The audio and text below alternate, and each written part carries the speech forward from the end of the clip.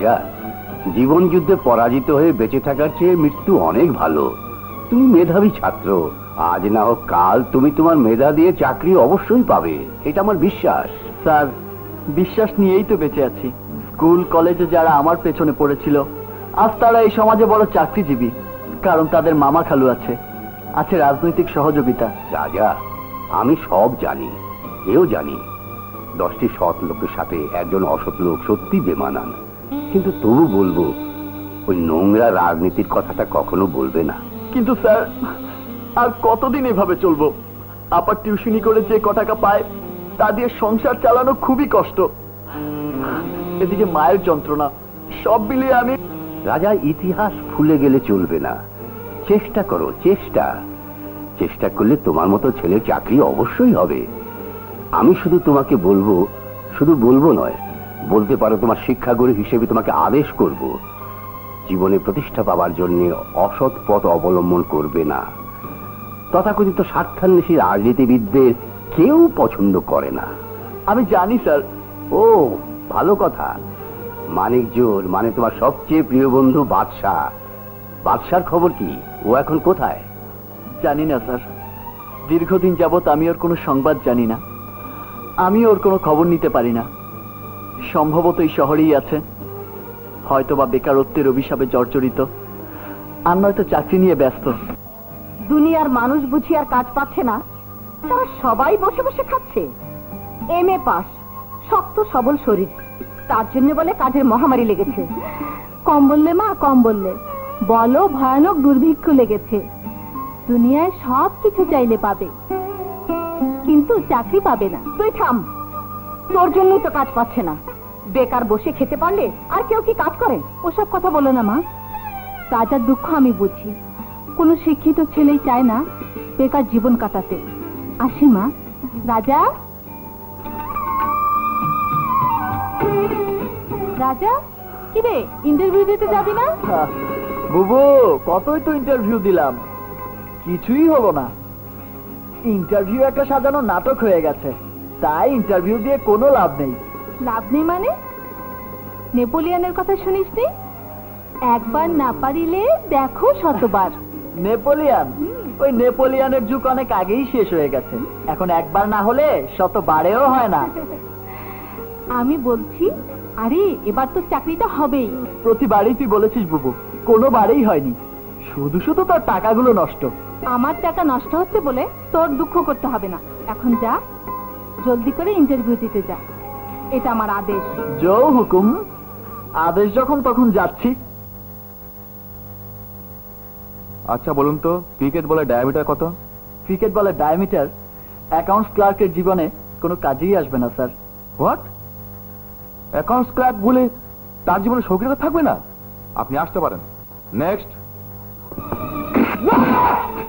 Interview নামে বেকার ছেলেদের ভাগ্য নিয়ে ক্রিকেট খেলতে দেবো না।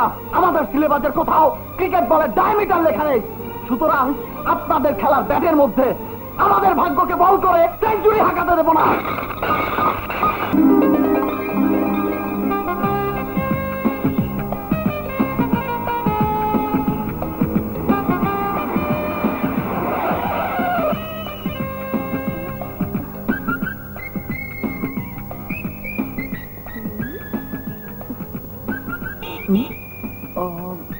হাই রাজা, তুমি এখানে বসে কি করছো? দুপুরের লাঞ্চটা সেরে নিলাম।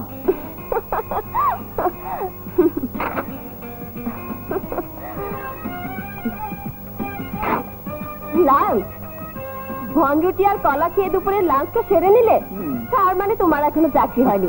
নাও। চাকরি? আরে সে তো ডুমুরের ফুল, বাদ দাও সব কথা। তা তুমি কেমন আছো বলো? ভালো, খুব ভালো আছি। আপনারা কারা? আমরা আমরা তো দুলা ভাই। ও, এর দেবো। ও আচ্ছা আচ্ছা। এসো বউ, চলো ঘরে যাই। এই যে দুলা ভাই, দাঁড়ান দাঁড়ান, বউ নেবেন, সঙ্গে যৌতুক নেবেন না?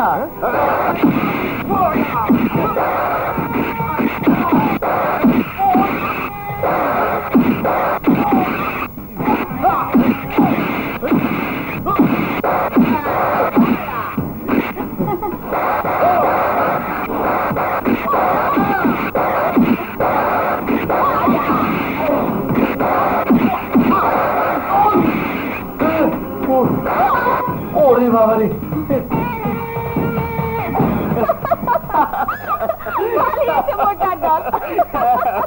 চলো কোথায়, কেন, কি জন্যে? একটা বন রুটি আর কালা খেয়ে কি হবে বলো?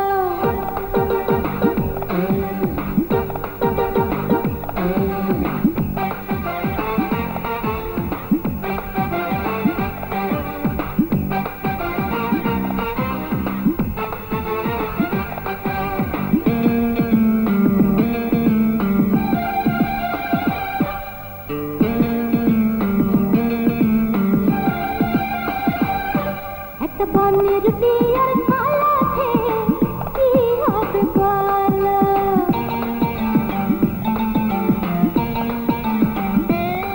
একটা বন রুটি আর কালা খেয়ে কি হবে বলো? আরো ভালো জিনিস খাবে, আরো ভালো জিনিস খাবে, আমার সঙ্গে চলো।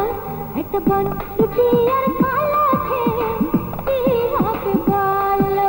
বনের রুটি আর কালা খেয়ে কি হবে বলো?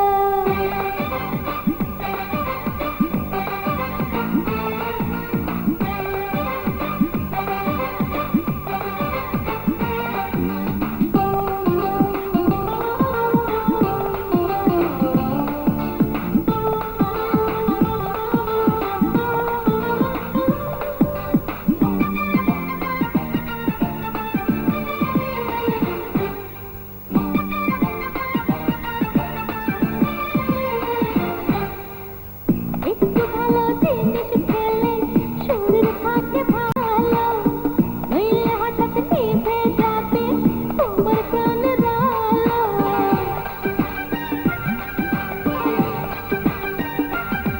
আরে একটু ভালো জিনিস খেলে শরীর থাকে ভালো, নইলে হঠাৎ নিভে যাবে তোমার প্রাণের আলো। সত্যি কথা বলছি আমি, যতই তুমি চলো। একটা বন রুটি আর কালা খেয়ে কি হবে বলো?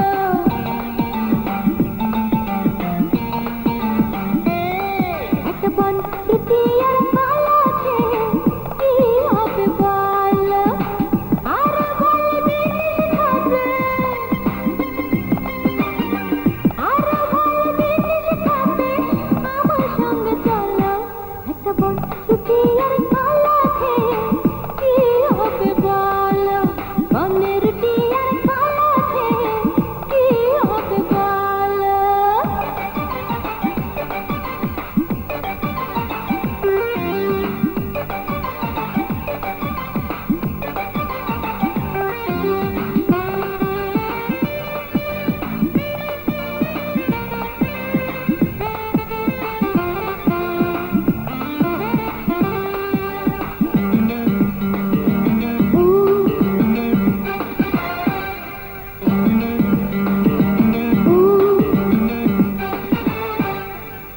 ভেতর ভেতর খেতা তুমি রেখো না গো পুষে, চোখের সামনে মরে যাবে আঙুল চুষে চুষে।